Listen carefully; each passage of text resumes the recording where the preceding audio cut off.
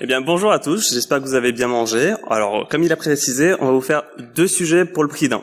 Donc, dans un premier temps, on va vous parler de ce que c'est le CSP et comment l'introduire dans un écosystème plutôt large. Ensuite, une petite anecdote concernant une XSS qu'on a pu croiser et comment on a réussi à l'exploiter malgré un CSP qui était déjà en place. Donc, je vais commencer par me présenter. Je m'appelle Kevin Guérouge, je viens du sud de la France. Pour moi, ça va être un peu une première. C'est mon premier talk. Ça fait maintenant 1 an que je suis diplômé. Je travaille chez CloudBees, plus précisément dans l'équipe sécurité qui va se charger de Jenkins et de ses plugins. Donc, j'espère que ça va vous plaire et que je vais pas être trop stressé. Bonjour à tous, Fadek Follonier. Donc moi je suis le Security Officer du projet Jenkins pour la partie communautaire et aussi Engineering Manager du côté CloudBees en gérant l'équipe de sécu où travaille Kevin ainsi qu'une autre équipe pour du pur développement en plus. Je suis chez CloudBees depuis 5 ans plus ou moins. Je viens je viens de Suisse et pour la petite anecdote, la différence entre le côté communautaire et propriétaire est quelque chose qui est très souvent sujet à débat, à discussion. Normalement, pour la présentation, il ne devrait y avoir aucun problème. Si vous avez des questions aussi par rapport à ce genre de trucs, n'hésitez pas à venir nous revoir après. C'est un sujet assez récurrent, donc vous inquiétez pas. Donc, je te relaisse la parole. CSP, bon courage. Donc, on va commencer par une petite intro de ce que c'est le CSP. Donc, CSP, c'est pour Content Security Policy.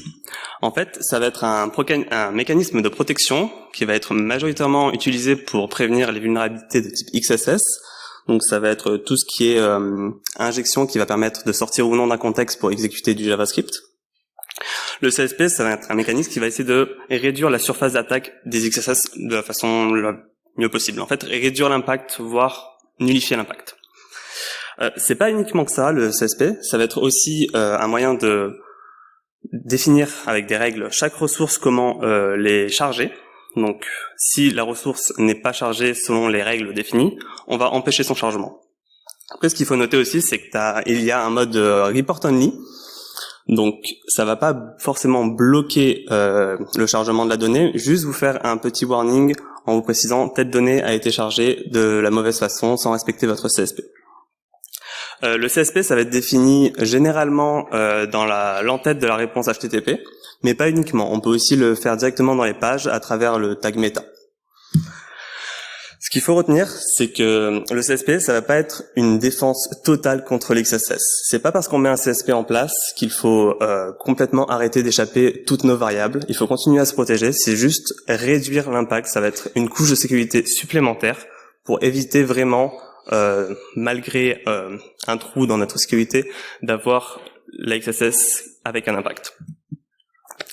Donc, je vais vous expliquer maintenant les directives. Les directives, ça va être le type de ressources qu'on va charger. Je ne vais pas encore vous préciser comment on définit le chargement ou non de ces ressources, mais juste le type. Donc, les principaux qui nous intéressent, ça va être script source. Donc ça va être tout ce qui va exécuter du JavaScript. Donc dans l'exemple que je vous ai mis, ça va être relatif par exemple au tag script, mais pas uniquement. Ça peut être toutes les event handlers, les onClick, etc. Tout ce qui va exécuter du JavaScript. Pareil pour image source. Cette fois, ça va être tout ce qui va charger des images. Pas uniquement le tag image, mais aussi, par exemple, pour du CSS, si j'essaye de charger dans le background un URL vers une image, s'il n'est pas dans mon CSP, il sera bloqué. Et de même pour frame source qui va être les tags iframe et frame, média ça va être audio et vidéo, et etc. ainsi de suite. Il y a une directive assez importante, c'est la directive default source. En fait, ça va être le fallback pour nos autres directives. C'est-à-dire que si je ne les précise pas, on va revenir à celle définie par notre default source. Donc si on prend un exemple, dans notre CSP, on définit une default source à none, donc c'est-à-dire on ne permet rien de charger. Ça serait l'équivalent de dire que toutes nos autres directives, script source, image source, frame source, etc. sont à none. Mais ce qu'il faut voir, c'est que c'est pas non plus héréditaire. C'est pas parce que j'ai défini un default source à none qu'une autre directive qui va être précisée, donc par exemple script source, que je définis à self, donc mon application, héritera du none. C'est si elle n'est pas définie, elle va aller chercher la directive qui est définie sur le default fallback. Après, c'est pas, on va dire, la seule. Il y a des exceptions, il y a des petites familles. Par exemple, dans script source, il y a des directives plus basses, dont on va pas aborder parce que c'est pas vraiment ce qui nous intéresse là maintenant, qui vont se rapporter à script source si elles sont définies. Mais si elles ne sont pas définies, elles vont remonter à default source. Donc, généralement, quand on parle de CSP, on pense au XSS. C'est l'impact majeur. Je répète, c'est pas le seul, mais c'est celui auquel on pense. Nous, dans notre présentation, on va vraiment se concentrer sur ce point. Donc, tout ce qui est relatif au JavaScript, plus précisément, ça va être la directive script source. On aurait pu aussi parler de tout ce qui est injection CSS. Ça peut être intéressant, mais de nos connaissances, ça n'a pas le même impact qu'une XSS, donc on va essayer de rester plutôt large. Alors, je dis pas que c'est pas une vulnérabilité. De ce qu'on sait, on peut faire de l'activité monitoring, donc vraiment savoir quand est-ce qu'on accède à telle page. On peut bien sûr toucher à l'intégrité de la page, mais on peut aussi même extraire des données, un token CSRF ou quoi que ce soit. Donc, ça reste important, mais c'est pas ce qu'on a décidé d'aborder aujourd'hui. Alors, pour tout ce qui est script, JavaScript, il va y avoir différents moyens d'approuver ou non notre script. Donc, on peut utiliser nonce, ça va être une chaîne de caractères qui est générée aléatoirement et à usage unique. Donc, on va la définir dans notre CSP, et tous les scripts qui auront défini de la même façon notre chaîne de caractères seront autorisés à être chargés. Donc, si je vous montre un exemple, dans notre CSP, on précise que c'est une nonce, on met la chaîne de caractères, et dans le script, on rajoute un attribut nonce où on va pouvoir définir encore une fois cette chaîne de caractères. On peut faire plusieurs scripts avec la même nonce, donc juste en le précisant une fois dans le CSP, ça va l'autoriser de partout. Après, faut quand même faire attention à ce que notre nonce soit générée aléatoirement, donc vraiment avec une entropie viable, parce que si on arrive à reproduire notre chaîne de caractères, ça n'aurait pas d'intérêt. De même, il faut qu'elle soit vraiment à usage unique. Si elle est fixe, on pourrait juste recharger la page à chaque fois et le remettre et valider n'importe quel script. Donc si un attaquant arrive à injecter de l'HTML et écrire son propre script, il pourrait très facilement rajouter l'attribut.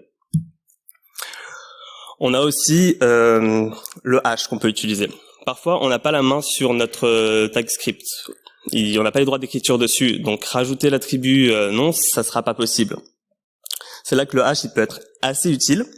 Donc c'est environ la même chose, mais cette fois on précise l'algorithme. Alors de mémoire, je crois que c'est uniquement SHA-256, 384 et 512 qui est autorisé. Donc, oui. Et après on le suit du base64 de notre hash. Donc le skip, on n'y touche pas. Par contre, il faut faire assez attention parce que c'est vraiment le hash de tout ce qui est à l'intérieur de nos balises. Donc avec l'exemple qu'on a, ça serait le retour à la ligne, toutes les tabulations, je connais pas forcément les annotations là, plus le do stuff et encore un retour à la ligne. Donc ça peut être facilement oublié, mais c'est là que ça peut être intéressant le report only mode parce que il va vous générer le hash de votre script directement, donc vous pouvez savoir si vous voulez le valider ou pas. Après, faut pas valider n'importe quoi. Si à l'intérieur il y a une injection de variables, ça sert à rien de valider ce script. Enfin, pour le hash ça marche pas, c'est plus pour le nonce. Je reviendrai après là-dessus. Oui, pour le hash aussi, s'il y a un changement dans votre script, parce que c'est une source extérieure, vous êtes au courant, il sera plus validé, donc c'est vachement utile. Un autre moyen d'approuver, ça serait directement avec l'origine, la source de notre script. On va préciser le domaine par lequel il vient, d'où il a été récupéré. Donc si je vous montre encore une fois un exemple, self pour mon domaine et le domaine jsexemple.com. Ça veut dire que je vais uniquement autoriser un script venant de ses origines. Faut faire un peu attention, faut pas être faut être assez restrictif, parce qu'on n'a pas forcément confiance dans tout le site. Je sais qu'il y avait un callback sur Google qui existait à l'époque, on pouvait juste préciser en argument notre script et il va être envoyé. Donc si on autorisait tout Google par exemple, ça ne protégeait pas. Donc si je peux donner des petits conseils sur comment utiliser le CSP, ça serait vraiment déjà, dans le cas où vous utilisez un nonce, d'être sûr que celui-ci est généré de façon aléatoire avec vraiment assez d'entropie, qu'il soit unique, parce que sinon, vraiment, s'il est fixé, ça ne sert à rien. Qu'il n'y ait pas de variable à l'intérieur pour éviter toute injection. Il faut vraiment vérifier que ce script est sûr avant de le valider. Si vous validez tout ce qu'il y a, ça n'a pas d'intérêt non plus. Il faut éviter d'utiliser la directive, le wildcard, dans les directives, pardon. Autrement, si vous faites une liste de domaines, mais que vous acceptez tout pour d'autres directives, on peut trouver des bypass pour pouvoir utiliser et injecter et faire un impact sur vos XSS. Faut vraiment voir une approche un peu firewall. De base, on interdit tout, et c'est vraiment petit à petit qu'on va ouvrir des points. Si c'est pas suffisant, on teste, on voit, on vérifie que le script soit valide ou pas, qu'on n'ait pas d'injection, qu'il y ait rien, et on peut le valider.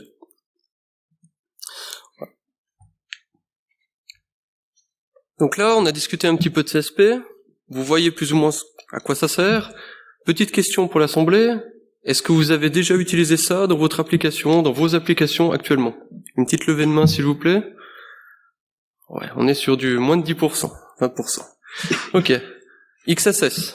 Vous voyez tous à quoi ça sert? Comment s'en protéger, etc. Ça, c'est beaucoup plus connu, on va dire. Là, nous dans Jenkins, on a un souci avec les XSS, vu que Jenkins permet d'exécuter du code, contrairement à un forum PHP où si vous avez une XSS, vous serez capable de créer des nouveaux messages, de modifier des existants, l'impact n'est pas très grand. Dans Jenkins, c'est le but d'exécuter du code. C'est un moteur de CI, donc si vous êtes capable, par le biais d'une XSS, d'exécuter du code qui était non désiré, l'impact est beaucoup plus grand. Donc pour nous, c'est quand même un problème relativement fréquent qu'on voit dans certains plugins. Encore hier, on a fait une release avec une XSS dans un plugin qui permettait de faire des choses un petit peu dangereuses. Donc nous, on essaye de mettre en place CSP. Jenkins est un projet relativement large, donc il faut une approche un petit peu formelle, on va dire. Donc nous, on part sur 4 phases. La première va être déjà de comprendre, donc ça c'est ce qu'on a fait il y a quelques années déjà, de comprendre comment ça marche CSP, de comment ça peut s'intégrer dans Jenkins, donc voir par rapport à nos fonctionnalités, nos pratiques de coding, comment est-ce qu'on peut l'intégrer sans déranger complètement les développeurs, sans demander de réécrire l'ensemble de l'application, parce que si c'est juste pour ajouter CSP, ça vaut pas la peine. Maintenant, si on arrive à l'intégrer de manière douce, au fil de l'eau, les développeurs seront beaucoup plus sécurisés, les utilisateurs seront rassurés avec la protection supplémentaire, et notre estimation, c'est qu'on pourrait mitiger jusqu'à 95% des XSS qui arrivent dans l'application. Ce qui soulagerait l'équipe sécu et réduirait un petit peu notre temps d'investigation là-dessus. Donc, pour commencer la discovery, on a juste créé une page où, en fait, on laisse l'utilisateur insérer une payload de XSS pour l'exécuter. Ensuite, on configure le CSP dessus, de manière très contraignante ou non, c'est justement le but de la discovery, pour voir à quel point ça peut servir ou non au développeur pour protéger sa page. Donc ça, petite discovery qu'on a fait, c'est intéressant pour l'équipe sécu, mais comme on n'est pas les seules personnes qui développent l'application, c'est une communauté, il y a, on va dire, entre 500 et 1000 personnes, dépend du scope qu'on prend, il faut les convaincre aussi. Donc en fait, par ce biais-là, par cette discovery, par cette page qu'on a proposée, on leur a aussi montré aux autres comment ils peuvent l'utiliser, à quoi ça peut servir, avec des vrais démos, des vrais éléments qu'ils peuvent comprendre, et pas juste une page sur MDN qui explique à quoi ça sert de manière théorique. Là, on avait vraiment des utilisations pratiques qui a convaincu pas mal de monde, on va voir, un petit peu plus tard dans 3 ou 4 slides. L'autre partie de la discovery, c'est qu'on a aussi créé un plugin qui permet aux administrateurs d'activer CSP dans leur instance pour qu'ils puissent comprendre s'ils sont déjà compliant avec, c'est-à-dire que tous les plugins qu'ils emploient sont déjà compatibles avec CSP pour pouvoir l'enforcer. Alors, je vous cache pas, c'est un projet qui a quand même entre, on va dire, 10 et 15 ans selon comment vous regardez. On s'attend pas à ce que ça marche du premier coup. Donc il y a un petit effort à faire derrière, c'est pour ça qu'on part avec un projet qu'on estime, on va dire, à 2-3 ans sur le total. Il faut faire une migration gentille, un peu douce, pour éviter de brusquer les gens. Donc là, le plugin, pour le moment, c'est juste pour aider à la découverte, aider à l'inventaire de tous les différents patterns qu'on doit corriger, et ça nous a déjà permis d'élaborer une petite liste des différents patterns, leurs corrections, nos conseils, recommandations pour les développeurs.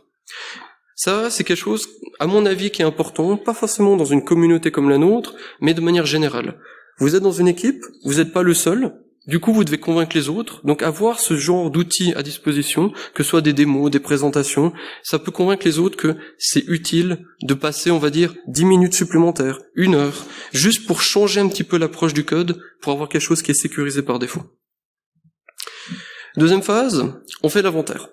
Donc avant de pouvoir corriger les choses, il faut qu'on sache où se trouvent les éléments qui sont embêtants. Donc là, vous pouvez voir du coup, j'ai pas le micro. Bon. Vous pouvez voir le premier exemple où en fait c'est un script inline, donc c'est à l'intérieur de la page où on va mettre un bloc directement, un script, et on balance directement le JavaScript dedans. Personnellement, ça me rappelle un petit peu il y a 10-15 ans quand on faisait du PHP, une requête en base de données, directement dans la vue, avec la logique business juste autour. On va dire que c'est plus trop les bonnes pratiques de nos jours. Mais ce genre de choses arrive encore dans certaines applications, surtout quand elles ont un certain âge. Et du coup, dans Jenkins, on a encore pas mal de code comme ça, inline, qu'on va s'efforcer dans les corrections d'externaliser dans des fichiers séparés. Comme l'expliquait Kevin juste avant, un fichier externe qui est toujours délivré par la même origine sera validé plutôt que des scripts inline qui vont embêter pour la suite. On voit aussi les event handlers, comme par exemple les onClick, les onError et ce genre de choses, qui vont aussi exécuter du JavaScript. Vous voyez un exemple justement avec le bouton, quand on clique, on fait quelque chose. C'est aussi ce genre de code qu'en JavaScript on essaye de déconseiller. Utilisez un script externe qui va enregistrer ses listeners à votre place de manière dynamique dans la page, etc. Il y a des éléments beaucoup plus intéressants en termes de programmation. Dernier point qui est, on va dire, intéressant, mais qui devrait plus exister, on va dire, de nos jours, c'est l'utilisation d'eval et les équivalents. Ça peut être par exemple un setTimeout, la création d'une nouvelle fonction à partir du texte. Dans la plupart des langages, c'est quelque chose qu'on vous déconseille de faire, ça bypass la plupart des mécanismes de sécurité, et en JavaScript c'est pareil, il faut éviter. Il y a des directives exprès pour l'autoriser, ça commence par unsafe eval, c'est pas pour rien, il faut pas l'utiliser. Ensuite, pour la correction, il faut savoir que Jenkins, c'est un projet utilisé par environ 300 000 instances, on va dire, qui sont installées dans le monde. On estime peut-être à plusieurs millions de personnes qui l'utilisent. On peut pas se permettre d'activer CSP pour tout le monde du jour au lendemain, et bonne chance. Parce qu'en gros, avec les 1900 plugins qu'on a dans l'écosystème, il y a quasiment aucune chance qu'il n'y ait pas un petit bug. Alors, quand on a fait la discovery, le premier inventaire, on a vu que déjà dans Jenkins Core, la base de l'application, il y avait des soucis, donc on les a corrigés, on est encore en train de les corriger, et on va aussi viser une partie des plugins les plus populaires. Le but, c'est qu'on puisse avancer petit à petit, et ne pas avoir un moment donné, vous devez tous migrer à la nouvelle version. C'est quelque chose qui n'est pas faisable dans un projet d'envergure de ce type-là. Donc là, je mentionnais qu'on avait encore pas mal de scripts inline à certains endroits. Il faut savoir que pour développer un plugin Jenkins, il faut s'y connaître un petit peu en Java. On a des développeurs qui arrivent de Ruby, de Python, ou des non-développeurs, qui écrivent un petit bout de code, qui après plusieurs essais, plusieurs peut-être centaines d'essais, il fonctionne. La qualité du code derrière est, on va dire, moins bonne que le reste du projet, et dans l'équipe sécu, on s'amuse un petit peu à trouver des approches créatives, des fois de la part de certains mainteneurs, pour essayer de bypasser les mécanismes de sécurité que nous on met en place, mais qui les empêche de faire quelque chose qui pourrait marcher pour eux, mais qui est pas quelque chose de bien.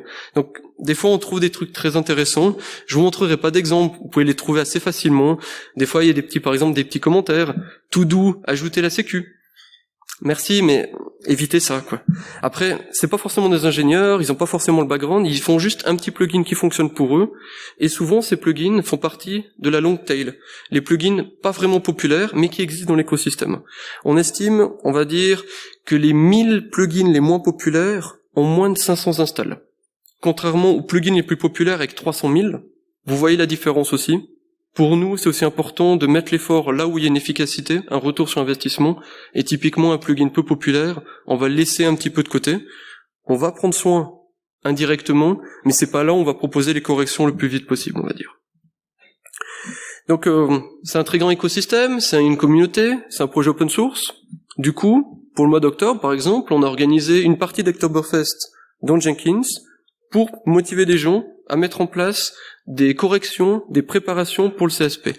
Là, par exemple, on a eu 80% des tâches qu'on avait créées qui ont été prises par des nouveaux contributeurs, des contributeurs existants, qui sont intéressés au sujet, qui ont été se renseigner un petit peu de comment ça marche, qu'est-ce qu'il faut faire, et comme la barrière d'entrée est relativement simple, il suffit de déplacer le JavaScript dans un fichier séparé, on va dire en théorie, vous verrez après 2-3 exemples un petit peu plus compliqués, que du coup, il y a eu beaucoup de contributions, et ça permet d'augmenter l'awareness, l'éducation de la communauté des développeurs, et ça aide aussi beaucoup en termes de motivation derrière, de voir que le projet avance et intéresse les gens.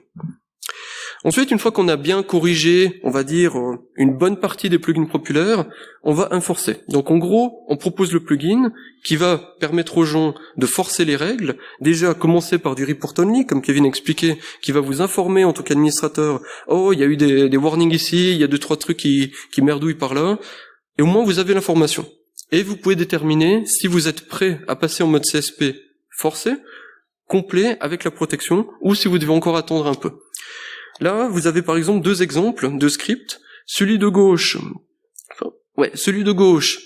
est statique, celui de droite est dynamique. La différence, c'est au niveau du random ID, qui est une variable injectée depuis Jelly, qui est notre système de templating dans Jenkins, pour l'injecter dans le JavaScript. Ce qui veut dire que si on veut permettre aux gens de valider par hash, comme l'a proposé Kevin, quand vous n'avez pas la main sur le script directement, typiquement un plugin qui n'est pas maintenu ou que vous n'êtes pas mainteneur, vous pouvez valider les hashes en tant qu'administrateur. Sauf que pour un plugin qui propose du inline dynamique, donc avec le random ID qui à chaque exécution va être différente, vous n'avez pas de hash. Donc vous n'avez pas moyen d'aller valider ce genre de script, et c'est pour ça que ce genre de plugin est un peu trop embêtant pour nous, et rend aussi la correction un petit peu plus difficile. C'est pas impossible, c'est juste qu'il faut comprendre un petit peu plus comment ça fonctionne. Je rentre pas dans les détails ici. Ensuite, une fois qu'on a enforcé, qu'on a donné le plugin aux gens, qui commencent à l'utiliser, qu'on a un peu de télémétrie pour savoir quel est le taux d'adoption, on va gérer sur le long terme. Par exemple, la transformation des tickets qui sont actuellement des improvements, des améliorations de plugins, en bug. Parce qu'on considérera le CSP comme étant quelque chose qui est demandé au plugin d'être compatible avec. Pour la sécurité, pour les besoins de qualité aussi, parce qu'il faut savoir que ça nous permet d'améliorer la qualité aussi dans le projet, pour éviter tous ces scripts inline qui des fois sont très bizarres, qui fonctionnent, mais qui sont très bizarres si on essaie de regarder vraiment qu'est-ce qui se fait derrière, et du coup, d'avoir une gestion sur le long terme, de faire de la maintenance, d'aider les mainteneurs aussi en termes de qualité, de qu'est-ce qu'ils doivent faire dans leur plugin pour être compatibles, et d'avancer tous ensemble en quelque sorte. On s'attend à ce que les plugins les moins populaires ne soient jamais compatibles. Typiquement un plugin avec 10 installations, il y a peu de chances que le mainteneur soit encore là, soit encore actif. Du coup, c'est un espoir qu'on va pas forcément avoir. On va viser vraiment le top 100, top 200 des plugins, qui correspondent peut-être à 95-99% des instances dans la nature. Donc ça nous sert pas non plus d'attendre 100% de compatibilité avant d'avancer. On veut pas non plus être ralenti par des éléments qui n'ont peut-être pas vocation à changer, on va dire. Et du coup, on passe à la deuxième partie. Du coup, on va passer à la deuxième partie, oui. La petite histoire sur UnixSS qu'on a pu voir. Alors, on va mettre un peu plus de contexte. Donc, je vous ai dit que j'étais jeune diplômé, ça fait 1 an, et pour finir mon master, j'ai dû d'abord faire un projet de 2 mois, où j'ai pu faire de l'audit de code sur Jenkins, c'est ce plugin, donc c'est là où j'ai rencontré Vadek. Et derrière, je suis parti faire un stage de 6 mois, mais cette fois, plus du tout dans tout ce qui était web app, mais dans une solution de chiffrement. Mais vraiment, la sécurité dans les web applications, ça m'a beaucoup plu. Du coup, j'ai continué dans mon coin, en mode autodidacte, à essayer de me former. Et j'en ai rapidement eu un peu marre des box où j'étais un peu fermé, on va dire, avec je sais qu'il y a tel type de vulnérabilité dedans, je sais qu'il y a une vulnérabilité, je cherche, et je sais déjà ce que je cherche. Donc j'ai voulu un peu continuer, mais dans une approche un peu différente. C'est là que je me suis tourné vers le bug bounty. Bon, déjà, premier point, il y a une bounty, je suis étudiant, de l'argent, je suis plutôt content. Donc l'avantage du bug bounty, ça va être que ça va être très large. Il y a déjà plein de chercheurs qui sont passés dessus, donc il faut vraiment que je m'intéresse à tout ce qui me paraît dangereux et que je digue un peu dedans pour voir si c'est intéressant ou pas, et ça me permet, je pense, en tout cas moi, de mieux développer des compétences. Donc je me suis inscrit à un programme de bug bounty, j'ai pris une application et je suis parti chercher sur l'un des plus gros sites de rencontres. Si jamais ma copine elle écoute, je parle de chasser des vulnérabilités, pas de chasse sur ce site de rencontre. Donc la première étape, ça va être de chercher, pour UnixSS, ça va pas être uniquement j'ai mon champ, par exemple mon pseudo, je mets ma payload dedans et j'espère que c'est exécuté. L'idée, ça va être d'utiliser des outils ou quoi que ce soit pour faciliter le travail. Après, faut faire attention parce que qui dit bug bounty dit un cadre bien spécifique, légal, il y a une rate limit pour tous les appels que je peux faire. Des fois, je dois même rajouter des headers, même ton compte créé peut être spécifié. Il y a beaucoup de règles à justifier. Puis ça a ses avantages. On peut toucher des champs qui sont censés être fixes, qui sont pas validés vraiment côté serveur ou quoi que ce soit. Donc, on peut toucher à des variables qui sont censées être, qui peuvent potentiellement être non protégées ou personne n'a encore essayé. Donc j'ai commencé à essayer quelques payloads simples, donc la basique avec script, ou en passant avec des event handlers sur une image par exemple. Si les caractères étaient bannis, je pouvais utiliser d'autres variantes avec des slash, et ainsi de suite. J'ai rapidement pu trouver sur un des sites un champ qui avait l'air plutôt intéressant. Donc c'était sur le profil de l'application de rencontre. On pouvait spécifier son travail, ses diplômes et son université exactement, etc. En essayant, ma petite alerte. Donc là, plutôt content. Un petit point. J'ai dit que c'était pas si facile, mais j'ai un peu menti. Parce que pour ce cas-là, honnêtement, j'étais en train de montrer à mon petit frère qui est aussi dans l'informatique qu'est-ce que c'était le bug bounty, qu'est-ce que c'était une XSS. Et c'est un des premiers sites que j'ai pris pour lui montrer, un des premiers champs. J'ai eu mon alerte. J'étais plutôt content. Même moi, ça m'a choqué. Mais bon, voilà. Après, la question qui me suis arrivée rapidement, c'est qu'est-ce que j'en fais? C'était pas la première XSS que je trouvais, c'était pas la première que je rapportais. Certes, je suis content d'avoir une bounty, mais j'aimerais, parce que je vous l'ai dit, c'était plutôt pour parfaire mes connaissances, pour vraiment apprendre que j'étais là-dedans.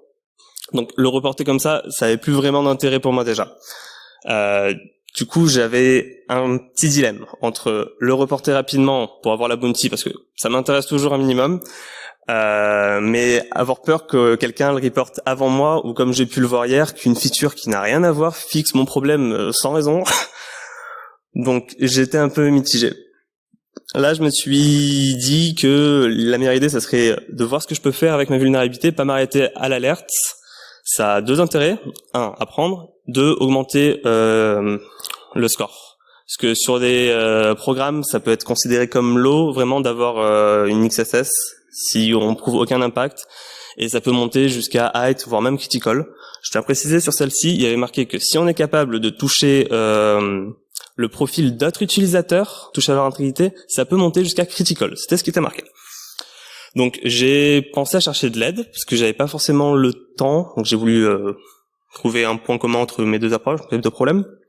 Et c'est là que j'ai pensé au réseau que je commençais à peine à me construire, notamment Vadek, qui a pu me montrer et me faire découvrir tout ce qui était web app. Donc ça, c'est le petit côté très intéressant. Il y a quelqu'un qui vient vous montrer, regarde, j'ai un problème, j'arrive à faire des choses avec ça, mais je sais pas ce que je peux faire au total. Donc si on aime bien résoudre les problèmes, c'est le genre de petit challenge qui est très intéressant. Donc là, petit disclaimer par rapport à ce qu'on a fait. Donc déjà, pour le programme de Bug Bounty, il ne proposait pas d'application de test. Donc on a dû faire ça sur l'application de prod, utilisée par des millions de personnes. Donc on a dû être un petit peu, on va dire, précautionneux. Donc que notre POC n'a jamais été fait au complet, il a été fait par petite isolation, par petits segments, pour s'assurer que tout fonctionnait, et on leur a expliqué comment mettre tout bout à bout, en leur disant bien, on l'a pas exploité, mais on aurait pu. C'était un peu l'idée. Aussi, on n'est pas des experts en CSP, on s'y est intéressé, ça fait plus ou moins 2 ans qu'on lit beaucoup de choses là-dessus, qu'on teste, qu'on bidouille, mais ne venez pas me poser de questions sur une directive en particulier, sur un détail particulier, on n'a pas fait la spec. On l'utilise, on en est très content, on voit surtout les trous, comme vous allez voir dans un petit moment, mais ça reste une méthode qu'on a utilisée qui a fonctionné, c'est pas forcément la seule, il y en a peut-être des dizaines d'autres, c'est juste on va vous montrer ce qu'on a eu comme expérience pour cette vulnérabilité en particulier. Donc, première étape, quand Kevin vient me voir, ouais, j'ai une XSS, je peux mettre ça dans un profil, qu'est-ce que je peux faire? Donc, comme j'ai dit avant, quand on a un forum PHP, c'est pas souvent très intéressant, il n'y a pas beaucoup de choses à aller chercher. Sur du Jenkins, on peut exploiter, lancer du code. Sur une application de rencontre, comme la plupart du temps, c'est des pay to win. Si vous voulez gagner un petit peu plus, avancer plus vite, vous achetez un boost, un premium, ce genre de truc. Donc, qui dit achat, dit argent, carte de crédit. Là, j'ai découvert que dans l'application, on entrait les numéros de carte de crédit directement dans l'application web. Donc, ça veut dire que c'était pas un partenaire, un tiers qui proposait ce service.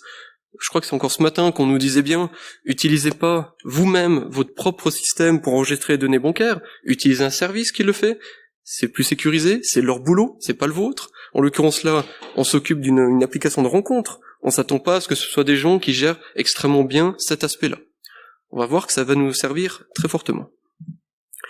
Donc pour commencer, la petite alerte 1 que Kevin utilisait pour avoir la pop-up, c'est utile pour voir quand il y a une XSS qui trigue. Mais ça va pas assez loin. Donc on peut transformer déjà le alert en console warn. La différence, c'est que le console warn nous permet d'avoir la stack trace. Donc là, c'est juste une stack trace que j'ai trouvée sur internet, rien à voir avec l'application en elle-même. On va pas vous donner le nom de l'application non plus. Donc là, le truc qui est très intéressant, c'est qu'on voit d'où vient la XSS, d'où vient le trigger. En l'occurrence, pour ce cas-ci, c'était extrêmement simple. En fait, c'était simplement un input qui n'était pas escapé du côté serveur, qui était affiché pour le client. La différence, en fait, c'est que si c'est un simple champ qui est affiché, on peut utiliser une balise script. Si c'est pas un champ qui est affiché directement, mais que c'est quelque chose qui a été généré automatiquement, dynamiquement, on va devoir employer d'autres payloads, d'autres bootstraps de XSS pour lancer notre payload en elle-même. Ça change pas grand-chose au final. Et là, on a vu, première barrière de sécurité, ils ont limité à 40 caractères l'input. Donc à 40 caractères, bon courage pour faire une XSS intéressante. Bon, la protection, on a retiré l'attribut, ça a fonctionné. Donc là, on se dit, en termes de sécu, c'est intéressant. Donc grâce à ça, on a pu monter jusqu'à 255, qui paraît être la valeur par défaut d'un champ dans une base de données, donc en gros, aucune validation. Ça rassure aussi, ça augmente un petit peu le challenge, qu'est-ce qu'on peut aller pousser dessus. Donc 255 caractères, on peut pas faire grand-chose si on veut complètement remplacer la page où on entre les numéros de carte de crédit, etc. Donc il nous en faut un petit peu plus. L'idée, c'est de rajouter une petite balise script avec une source externe, contrôlée par nous, pour mettre la payload qu'on veut. Pas de bol, ils ont du CSP. C'est pour ça qu'on fait le talk ensemble, la protection et l'attaque. CSP, script security, script source, une liste de domaines, on a checké les domaines, il n'y en avait aucun qui nous permettait de mettre nos propres données dessus et de les charger. C'était typiquement de leur application, de leur CDN, de leur S3, etc. Rien d'intéressant pour nous. Donc, on essaie autre chose. On insère une iframe, on met une source qui nous appartient pour charger les données dans l'iframe. Et là, en fait, on découvre que frame source, ils ont mis une petite étoile. Merci beaucoup. Donc il y avait une liste de domaines approuvés et avec l'étoile en plus. En gros, ça annule tout ce qu'ils ont mis d'autre. Cool. Donc, on a une iframe. Le problème d'une iframe, c'est que le contenu qui est à l'intérieur est pas censé interagir avec le contenu qui est à l'extérieur. Il y a une séparation entre le parent et l'enfant. Sauf que ça, c'est une protection qui est faite si vous avez la main que sur l'iframe. Nous, en l'occurrence, on avait la main sur l'iframe et l'appel qui crée l'iframe. Donc en fait, on a pu employer postMessage, qui est prévu pour ça, quand on a la main sur les deux éléments, pour récupérer les infos.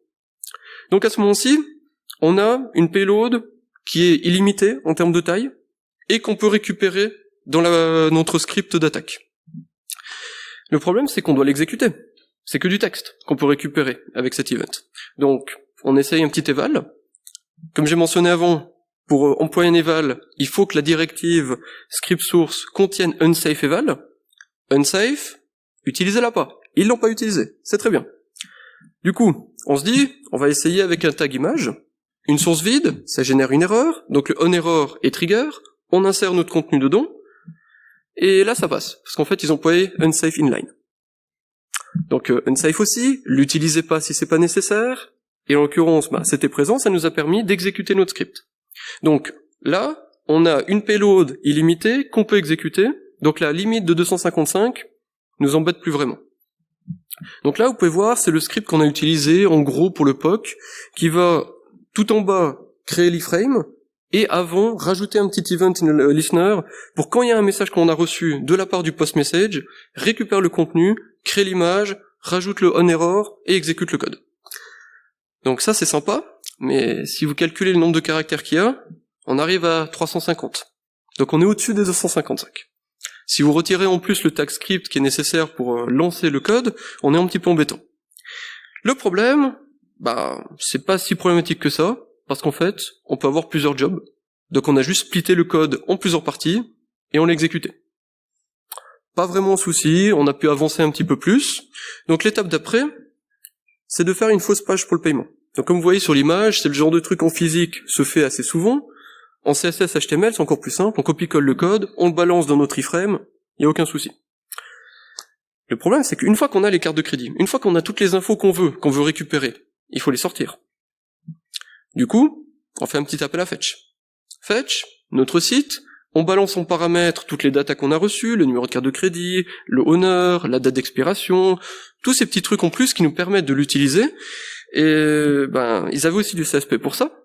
Donc connect source self, qui dit uniquement le site en cours, le domaine actuel, et une liste de domaines approuvés en plus, qui était limitée, mais pas utile pour nous non plus. Donc on était de nouveau embêtés. On s'est dit, on va essayer, pour des besoins éducatifs, parce qu'en fait l'iframe qu'on a utilisé avant aurait pu jouer aussi.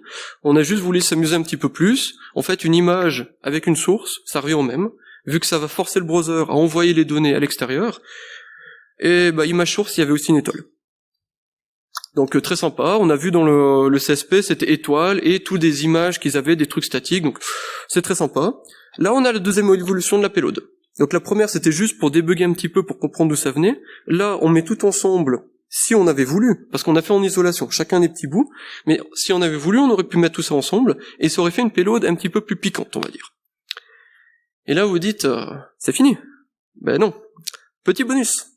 En fait, comme la XSS était triguée sur un profil, on a découvert que ce profil, on le voyait quand vous swappez sur les différents gens, différents profils, vous n'avez même pas besoin de cliquer sur le profil, elle était trigger automatiquement. Donc, si on met la payload, et que quand elle va s'exécuter, on va forcer la personne qui regarde à changer son profil par le biais du XSS, on pouvait lui insérer la payload qu'on voulait, et ça se répandait comme un virus. Donc en gros, nous on s'est dit, belle évolution. Pour la petite anecdote, le Pokémon là, je l'ai découvert quand j'ai fait les slides, méga Dardanian, 6ème génération, j'avais jamais entendu parler avant. Donc, petit résumé à ce moment-ci, on a une attaque qui part d'une XSS toute simple, on va dire, sur un profil, avec un espace limité qu'on a pu bypasser par les petites astuces que je vous ai montrées. On rend une page à nous. Petit détail, oui, la page comme c'était dans l'application, l'URL ne changeait pas. Donc quand nous, on change l'application, la page complète, même un utilisateur averti ne voyait aucune différence. D'où l'intérêt aussi de changer d'application, d'arriver sur un PayPal ou ce genre de truc, ça peut aider. Donc là, on change la page de paiement, on récupère les infos, on les exfiltre, et ça se répand comme un virus. On s'est dit jackpot. Surtout Kevin, vous voyez le côté étudiant, ça peut être intéressant en plus. Donc, on se dit, il faut qu'on la rapporte, qu'on fasse un bon rapport bien détaillé. Alors c'était peut-être un petit peu trop détaillé pour l'équipe du programme de Bug Bounty, ils ont pas trop compris ce qu'on faisait, ils ont pas réussi à reproduire. C'était sympa, nous on a eu un peu peur, qu'est-ce qu'ils vont faire? Est-ce qu'ils vont nous clôturer le report, tout genre de trucs? Bon, heureusement, l'équipe en charge de l'application est venue, vous inquiétez pas, c'est bon, on prend la main, on a reproduit le cas, on va la corriger, ils ont tout fait ça en 2 jours. Joli, bon boulot. Bon, vu l'impact qu'il y avait, ça vaut la peine, on va dire. C'est le genre de petite attaque qui peut te faire couler une boîte en bourse. Et du coup, ils ont considéré que c'était une médium, avec 1000 balles de bounty. Donc, ils ont peut-être pas vraiment compris l'impact. C'est notre hypothèse, mais bon, voilà. Donc, la correction a été relativement simple. Ils ont échappé le user input qu'il y avait, donc le job est escapé, ce qui aurait dû être fait depuis le début.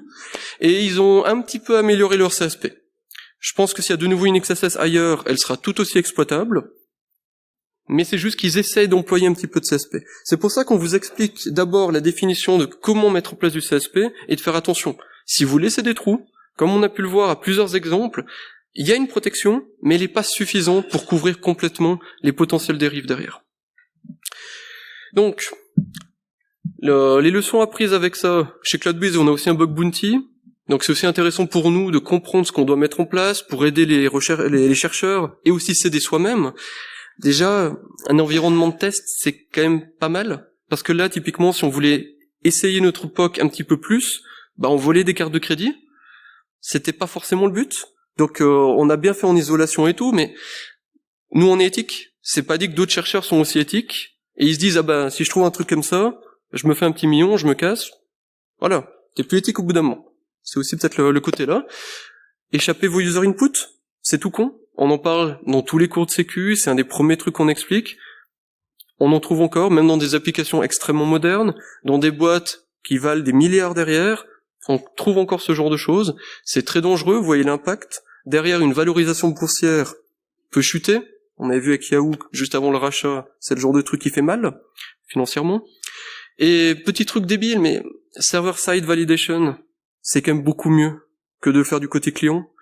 Pour le côté client, c'est bien, pour la user experience, c'est bien d'avoir les deux, mais si vous faites un choix entre les deux, faites du côté serveur. Il y a une sécurité avec ça. Sinon, ça sert pas à grand chose. Ça, c'était pour la limitation du nombre de caractères. Parce que si on était resté à 40 caractères, je pense pas qu'on aurait pu faire tout ce qu'on a fait, ou alors ça aurait été beaucoup plus compliqué. Donc c'est aussi intéressant. Et surtout, utilisez pas d'étoiles dans les directives CSP. Surtout si vous avez une liste préapprouvée, gardez juste ça. C'est un caractère qui vous bousille toutes les règles. Donc c'est un peu dommage. Et petit bonus quand même, les moyens de paiement, faites confiance à un autre service, faites-les pas vous-même, c'est trop risqué. C'est pour les moyens de paiement, c'est quand vous faites toutes les choses qui sont pas votre core business, déléguez-les, c'est beaucoup plus simple.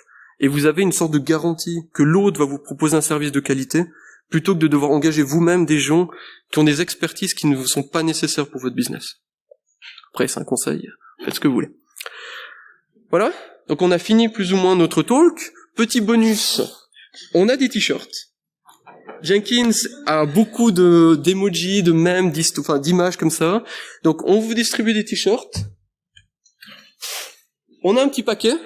Donc là, il y a un talk juste après, il n'y a pas de pause directement. Donc passez nous voir à l'accueil. On distribue, idéalement à des utilisateurs Jenkins.